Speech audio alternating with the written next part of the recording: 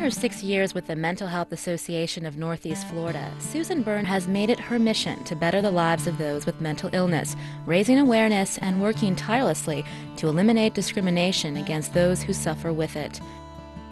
I first had the pleasure of meeting Susan actually at a committee meeting, and it was many years ago, and we were working on a project with the Jacksonville Sheriff's Office to try and help the Sheriff's Department with some training for a group of officers that later became known as the Crisis Intervention Team. And the whole idea was to help officers when they encountered people in the community that had mental illness. You know, Susan is such a dear friend that I feel that I've known her most of my life, but the truth is we probably met shortly after she became the president of the Mental Health Association. She contacted me. She had some ideas about restarting, I think that was the professional forum that had been a very popular and beneficial service that, to the community. You know, Susan has an absolute genius for using the right people in the right way and making us all feel real good about what we're doing. Susan's passion for her work shines through in her own personal motto, have a mentally healthy day.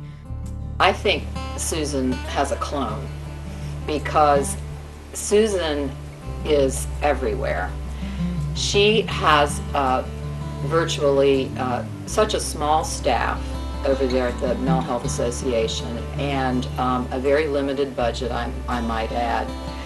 But she has brought the Mental Health Association of Northeast Florida to a whole new level. Susan has a genius for being able to treat people in a way that makes them feel good. She treats my patients, consumer advocates, with the same love and respect that she treats our board members and our legislative representatives and all the other people that she knows. She's as well connected as anyone I know in the mental health community, and uses her connections with great skill, great finesse. There's two things that I think about when I think about Susan and what she's done for the cause of mental illness in our community. One is demystify and one is destigmatize. She has done so much to help demystify this whole notion of mental illness, and because she's thoughtful and articulate and passionate, she's now the go-to person for the news media. And so we see Susan on NPR, we see Susan on local TV, radio programs. She's often quoted in the Times-Union. Susan, congratulations. You've earned every bit of this award, and you certainly deserve it. Thanks so much for everything you've done for our community, for me, and for being my friend.